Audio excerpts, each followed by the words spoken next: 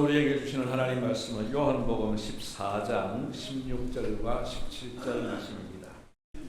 신약성경 172페이지에 있는 말씀, 요한복음 14장 16절과 17절 말씀을 제가 봉독해 드리겠습니다. 내가 아버지께 구하겠으니 그가 또 다른 보혜사를 너희에게 주사 영원토록 너희와 함께 있게 하리니 그는 진리의 영이라.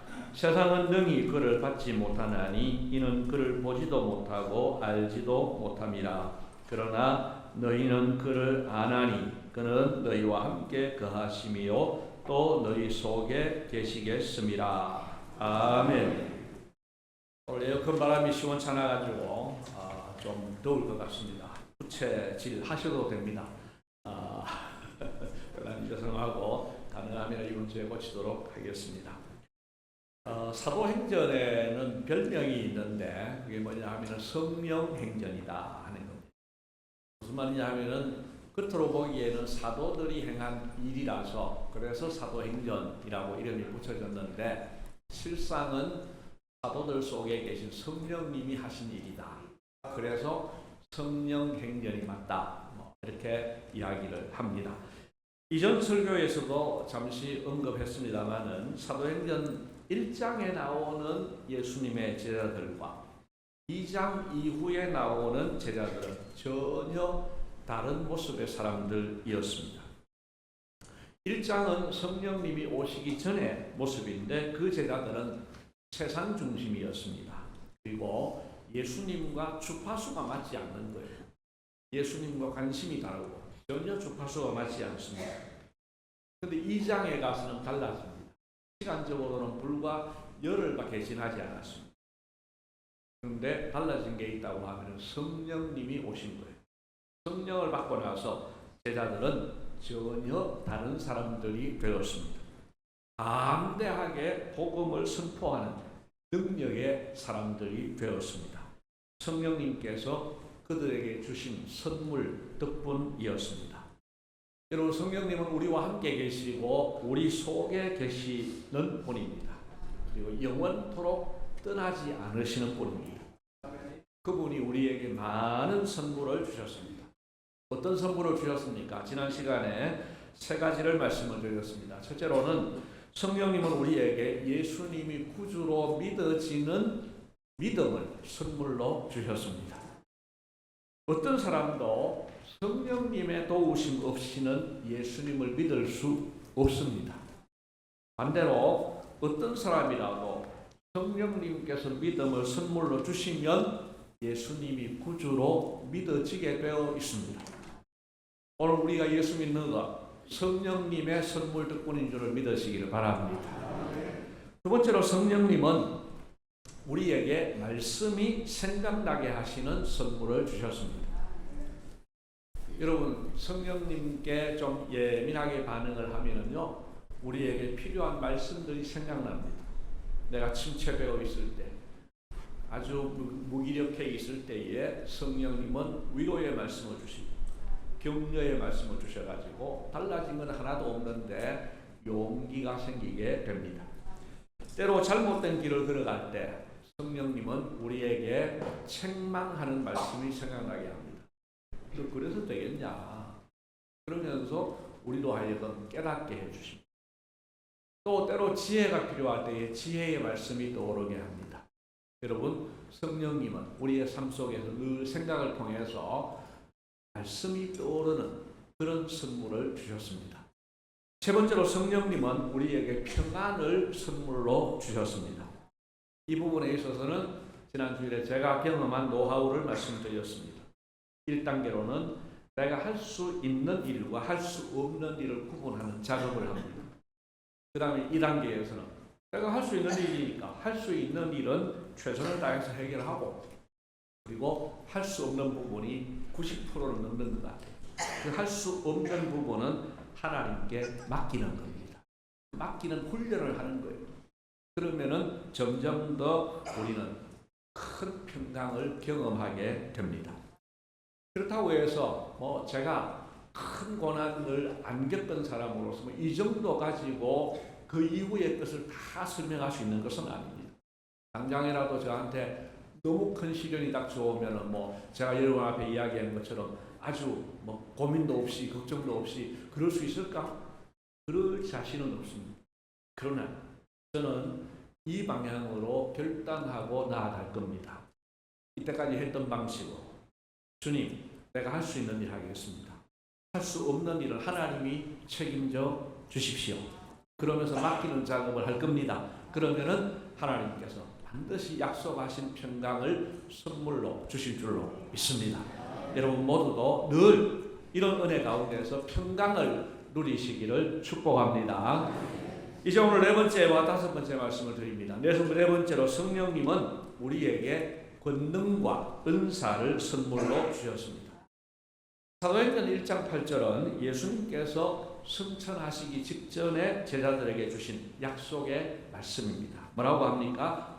오직 성령이 너희에게 임하시면 너희가 권능을 받고, 권능을 선물로 주시겠다는 겁니다. 이 약속대로 열흘 후에 성령님께서 오셨습니다. 그날 성령님은 아주 특별한 모습으로 임하셨습니다.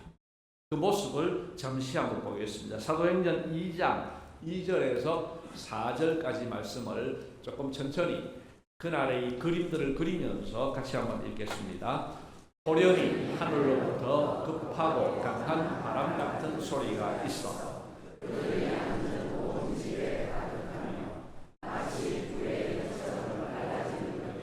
그들에게 보여 각 사람 위에 하나씩 임하여 있더니 그들이 다 성령의 충만함을 받고 성령이 말하게 하심을 따라 다른 언어들로 말하기를 시작하니라. 아멘. 성령님이 임할 때에 늘 이런 모습으로 임하는 건 아닙니다. 그때는 특별한 방식으로 특별하게 임하셨습니다. 그리고 제자들에게 권능을 주셨습니다. 4절 말씀에 보니까 다른 언어들로 말하기를 시작했다고 합니다. 6절의 설명을 보시면은 제자들은 자기 나라 말로 말했는데 여기 듣고 있는 외국인들이 각각 자기 나라 말로 들리는 이런 특별한 권능을 성령님께서 주신 겁니다. 그리고 베드로가 이 현상에 대해서 설명하면서 구약 시대의 말씀과 연결해서 쭉 설교를 합니다. 명설교를 합니다. 그 설교를 듣고 3,000명이나 회개하고 세례를 받는 역사가 그날 일어났습니다. 그리고 3장에 가서 이 베드로를 통해서 나면서부터 장애를 가지고 걷지 못하고 40년 이상을 산 사람을 예수 그리스도의 이름으로 걷고 뛰게 하는 귀한 권능을 베풀어 주셨습니다. 하나님께서는 성령님을 통해서 이런 많은 권능을 주셨습니다. 이 외에도 2000년 교회 역사 가운데 성령님께서는 많은 사람에게 많은 권능을 주셨습니다. 분석을 해보면 특히 복음이 처음으로 들어갈 때 특별한 권능을 통하여서 복음이 효과적으로 전해지게 하셨습니다. 그런데 여기까지만 생각하면 평범한 우리와는 이게 거리가 너무 멀어 보여요. 나는 그런 권능을 경험한 적도 없는데 이런 생각이 드는 거죠. 하지만 성령님께서는 평범한 우리들에게도 많은 다양한 은사를 주셨습니다.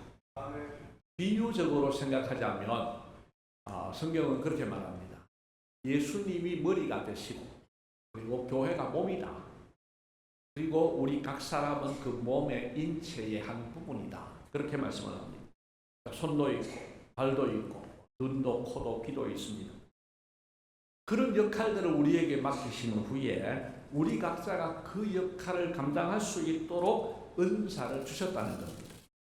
이 은사라는 말을 교회 밖에서는 잘 안 쓰니까 이게 뭔가 하실 수 있는데 쉽게 말하면 재능입니다. 재능을 주셨습니다. 그래서 내게 손의 역할을 주셨으면 손재주를 주시는 거죠. 그리고 발의 역할이면 발이 할 수 있는 은사, 재능을 주시는 거죠. 그 은사 중에 이제 병 고치는 은사, 영들을 분별하는 은사, 능력을 행하는 은사, 이런 것들은 비교적 소수의 사람들에게만 주신 것 같습니다. 여기에 우리 병 고치는 은사가 없어요.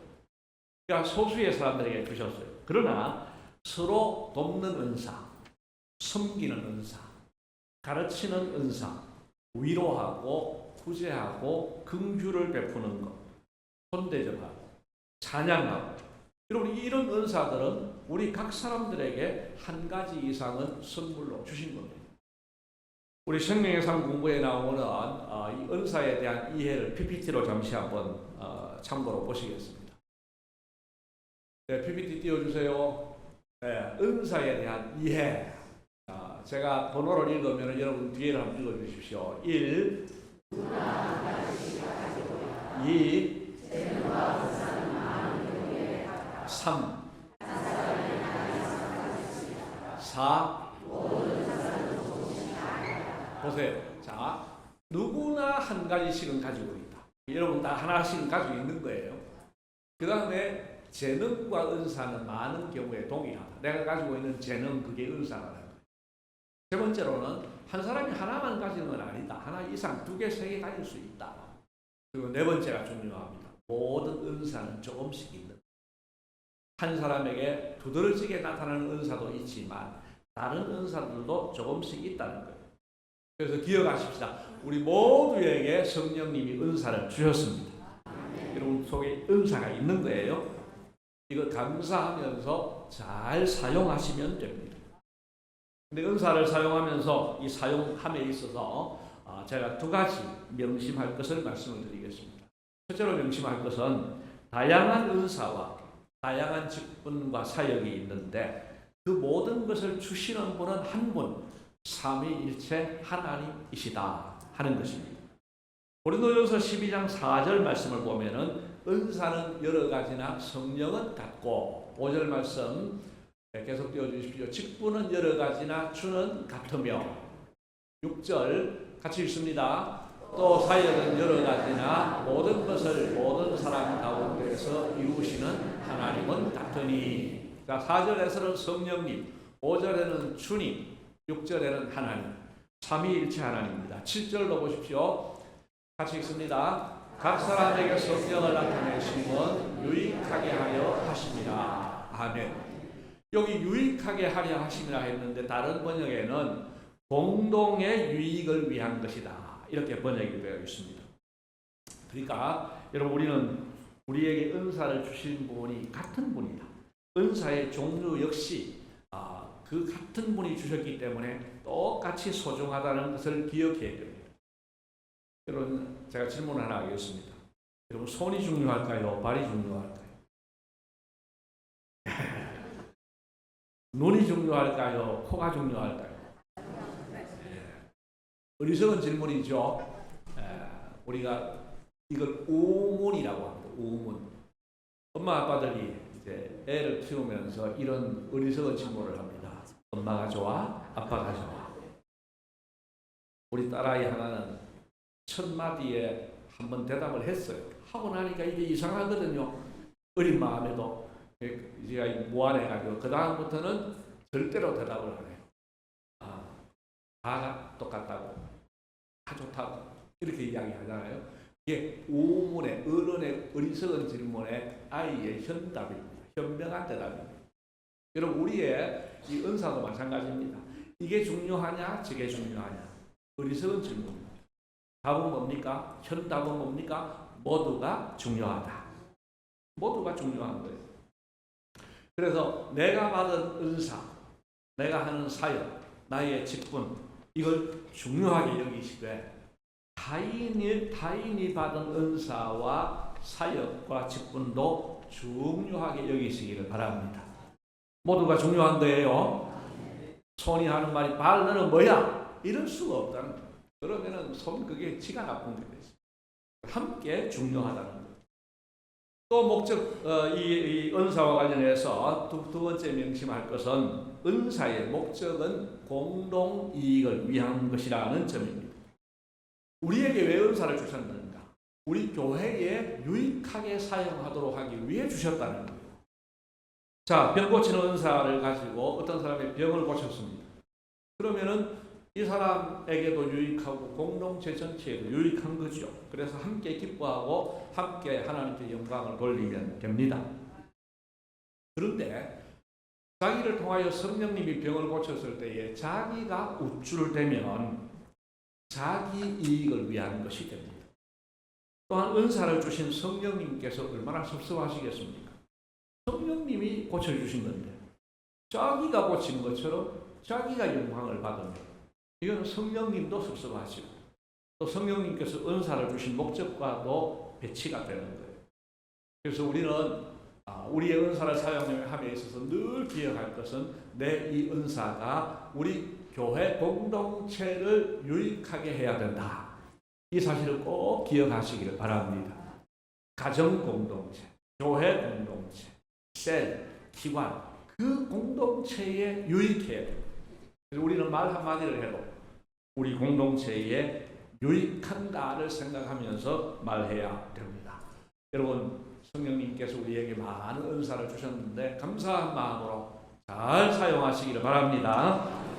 마지막 5번째입니다. 성령님은 우리에게 성령의 열매를 선물로 주셨습니다.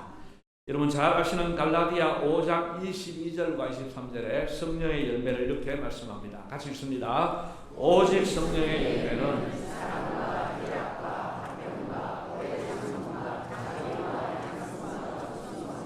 온유와 절제니 이 같은 것을 금지할 법이 없느니라. 아멘. 여러분 우리가 이 말씀을 앞면이 많죠. 이 말씀을 대부분 기억합니다. 그런데요, 이 말씀을 주신 문맥이 있어요. 그 앞에 바로 앞에 나오는 말씀이 있습니다. 그것은 정반대되는 모습을 보여줍니다. 자, 갈라디아서 5장 19절에서 21절 말씀인데요. 19절을 보면은 육체의 일은 분명하니 이 육체의 일은 그냥 단순한 우리 육체를 이야기하지 않습니다. 사탄의 지배를 받는 존재를 의미합니다. 성령의 지배를 받는 것과 반대되는 사탄의 지배를 받는 사람은 어떻느냐 특징을 같이 한번 읽겠습니다. 육체의 일은 분명하니 곧 음행과 더러운 것과 호색과 계속 21절까지 우상 숭배와 주술과 원수 맺는 것과 분쟁과 시기와 분냄과 당 짓는 것과 분열함과 이단과 투기와 술 취함과 방탕함과 또 그와 같은 것들이라. 전에 너희에게 경계한 것 같이 경계하오니 이런 일을 하는 자들은 하나님의 나라를 유업으로 받지 못할 것이요. 아멘. 여러분 이 분위기를 아시겠죠? 그리고 나서 22절과 23절에 정반대가 되는 성령의 열매가 나옵니다. 어떻게 시작합니까? 오직 성령의 열매는 이렇게 되는 거예요. 여러분 얼마나 분위기가 다릅니까?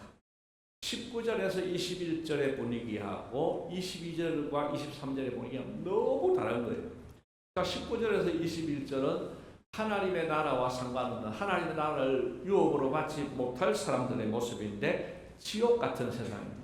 자 보세요. 음행이 있고 원수, 분쟁, 시기, 분냄, 당 짓는 것, 분열, 투기, 방탕 지옥 같은 일입니다. 근데 성령의 열매는 천국 같은 세상이에요.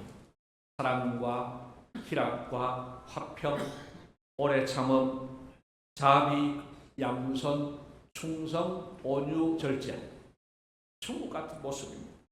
그리고 이 9가지 성령의 열매를 합치면 예수님의 성품이 됩니다. 여러분 이 9가지를 다 모으면 이게 예수님의 성품이에요. 그래서 이 성령의 열매가 맺히면 먼저는 내 자신이 행복해집니다. 여러분 이 9가지 열매를 한번 상상을 해보세요. 내가 행복해지는 거예요. 그리고 이 열매는 내 혼자만 맺는 게 아니에요. 다른 사람과의 관계 속에서 맺는 거예요. 다른 사람과의 관계 속에서 사랑하고 화평하고 오래 참고 이런 거거든요. 그러니까 이 성령의 열매 맺는 사람이 있으면 옆에 있는 사람이 아주 편안해지는 거예요. 예수 믿지 않는 사람들이 볼 때에는 야 저게 바로 예수 믿는 사람이구나. 야 대단하다. 이렇게 되는 거죠. 그리고 그런 모습으로 살아갈 때 삼위일체 하나님이 참으로 기뻐하시게 됩니다. 그래서 성령의 열매를 맺으면은 우리 모두가 다 행복해지는 거예요. 자, 그런데 문제는 뭐냐? 이 열매를 어떻게 맺느냐 하는 것입니다. 만약에 성령님께서 우리에게 이것들을 내가 해야 될 숙제로, 내가 감당해야 될 미션으로 주셨다면 우리는 절망하게 될 것입니다. 왜냐하면 우리는 이 열매를 스스로 맺을 능력이 없기 때문입니다. 자, 예를 들어 보겠습니다. 여기 A라는 사람이 있습니다. 아주 힘 있는 사람입니다. 사회적으로도 지위가 있고 영향력도 있고 또 모든 면에서 꿀릴 것 없는 아주 잘 나가는 A라는 사람이 있습니다. 근데 이 A에게 아주 속된 말로 잽도 안 되는 B라는 사람이 도발을 한 거예요. 이 사람 욕을 하고 없는 말을 지어내가지고 이 사람을 공경에 빠뜨리는 이런 일을 했습니다. 악의적인 소문을 내고 다닙니다. 그래서 A가 B에게 연락을 했습니다. 당신 나하고 한번 보자고 만나기로 했습니다. 자, 그래서 A가 B를 만나러 가는데 지금 화가 단단히 났습니다. B를 꼼짝 못하게 할 수 있고 이 사람이 영향력이면은 이 사람 장사도 망하게 할 수 있는 이런 정도의 영향력을 가지고 있습니다. 그런데 이 A에게 성령님께서 하시는 말씀이 너 이 사람 만났을 때 온유해라. 온유가 뭐냐 하면은 온유는 그냥 성품이 부드러운 사람이 아닙니다. 성경에서 말하는 온유는 내가 강력한 힘이 있는데도 이걸 내 마음대로 사용하지 않는 거예요. 그래서 엄밀하게 이야기하면은 힘이 없는 사람은 온유할 수가 없어요. 그거는 진정한 의미의 온유가 아니에요. 힘이 있는데도 힘이 없으면 쓸 힘도 없잖아요. 그래서 그걸 안 쓰고 자시고 할 것도 없어요. 근데 진짜 온유는 힘이 있는데 주님의 말씀을 따라 사용하고 자기 마음대로 사용하지 않는 거예요. 자, 그러면 A라는 사람이 힘이 넘치는 사람이고 이 사람이 큰 영향을 끼칠 수 있는데 성령님께서 너 그 힘 쓰지 마. 그리고 오래 참아. 이러면 여러분이 A라면 어떻게 잘 하시겠어요? 그러면은 이 A라는 사람은 정말 고문이 되는 거죠. 가서 단단히 혼을 내야 되는데 내가 열받아 죽겠는데 성령님이 그렇게 하라고 하시면 이게 감당이 안 되는 거예요. 그러나 여러분, 다행스럽게도 성령의 열매는 내가 내 힘으로 맺는 것이 아니고 나를 통해서 성령님이 맺어주시는 열매입니다. 그러면 어떻게 달라집니까? 자, A가 B를 만나러 가면서 성령님께 도와달라고 합니다. 성령님, 제가요, 이 사람 만나면 참지 못할 것 같습니다. 이 사람 만나면 싸울 것 같습니다.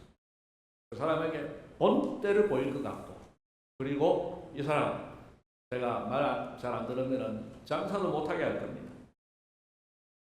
그러면서 저 본성대로 두시면 그런데요. 그래도 제가 장로 아닙니까? 그래서 해야 되겠습니까? 그러니 성령님께서 제가 이 사람 만날 때에 온유의 열매를 맺게 해주시고 오래 참음의 열매를 맺게 해 주십시오. 그렇게 기도하고 나가는 거예요. 그러면 무슨 현상이 일어나느냐? 여러분, 성령님께서 그 순간에 만났을 때에 온유의 열매, 오래 참음의 열매를 맺게 해 주신다는 겁니다. 누가요? 성령님. 성령님이 이 사람을 통해서 이 열매를 맺게 해 주신다는 거예요. 내 본성적으로는 그렇게 할 수가 없어요. 내 본성적으로는 이 상황에서는 참을 수가 없어요. 그런데 내 본성과는 다르게 성령님께서 온유의 열매를 맺게 하고 오래 참음의 열매를 맺게 하셔서 이 어려운 상황이 잘 마무리가 되게 하신다는 것입니다. 여러분, 성령의 열매는 내가 노력해서 만드는 것이 아니라, 맺는 것이 아니라 성령님께서 나를 사로잡아 주셔서 맺어지는 열매인 줄로 믿습니다. 그래서 이것이 우리에게 큰 선물인 거예요. 내가 할 일은 뭔가? 성령의 열매 맺기를 소원하고, 아까 나가면서 성령의 열매를 맺게 해달라고 소원하고, 그리고 도와달라고 기도하며, 그리고 내 주도권을 성령님께 맡겨드리는 거예요. 성령님, 나는 감당이 안 되는데 성령님이 알아서 해주십시오. 그러면 성령님께서 내 삶을 주도하셔서 나를 통해 성령의 열매를 맺게 하시는 것입니다. 그래서 우리에게 실제적으로 도움이 되는 큰 선물입니다. 여러분, 오늘 우리는 성령님과 관련해서 두 가지를 사모하면서 살면 좋겠습니다. 하나는 성령의 은사입니다. 하나님 나에게 성령의 은사를 많이 주셨습니다. 이것 가지고 하나님 나라를 위해서 유익하게 사용하게 해주십시오. 또 하나 은사는 또 하나 구할 것은 성령의 열매입니다. 주님, 나는 내 본성으로는 성령의 열매를 맺을 수 없지만 성령님께서 나를 통해서 열매 맺게 해주십시오. 그래서 우리의 삶 속에 은사가 많고 또 성령의 열매가 잘 맺히면 우리가 정말 아름답고 행복한 신앙생활을 할 수가 있습니다. 또 옆에 있는 사람들에게도 선한 영향을 끼칠 수가 있습니다. 이런 이거 성령님께서 우리에게 선물로 이미 주신 거예요. 그렇지만 이것을 점점 더 개발하는 것은 이제 계속 남아있는 과제입니다. 그래서 우리는 은사와 열매를 함께 소원하고 구해야 됩니다. 그런데 이 둘 중에 진짜 하나만 해야 된다고 하면 우선적으로 할 것은 성령의 열매입니다. 여러분 한번 생각해 보세요. 성령의 열매가 없이 행동은 개차반으로 하는데 은사가 있어. 그러면 이 사람은 교회를 해롭게 합니다. 자기가 은사 있답시고 뭐 자랑하고 다니고 다른 사람 무시하고 우리도 존중하지 않고 이러면 난리치는 거예요. 차라리 없는 게 더 나아요. 그리고 성령의 열매가 없는 사람이 은사가 있을 때 그게 성령의 은사일까? 이것도 물음표가 생기는 것이죠. 그래서 먼저 우리는 성령의 열매를 맺고 또 성령의 은사를 잘 드러내는 우리 모두가 되시기를 바랍니다. 이제 말씀을 뵙습니다. 성령님께서 우리에게 중요한 선물 5가지를 주셨습니다. 첫째로 예수님이 구주로 믿어지는 믿음을 선물로 주시고, 두 번째는 말씀이 생각나게 하시는 선물, 세 번째로는 평안, 네 번째는 권능과 은사, 다섯 번째는 성령의 열매. 이 귀한 선물들을 주신 주님께 감사하시기를 바랍니다. 그리고 내 속에 계신 성령님의 이끄심에 순종으로 반응해서 성령 충만한 삶을 사시기를 주님의 이름으로 축복합니다.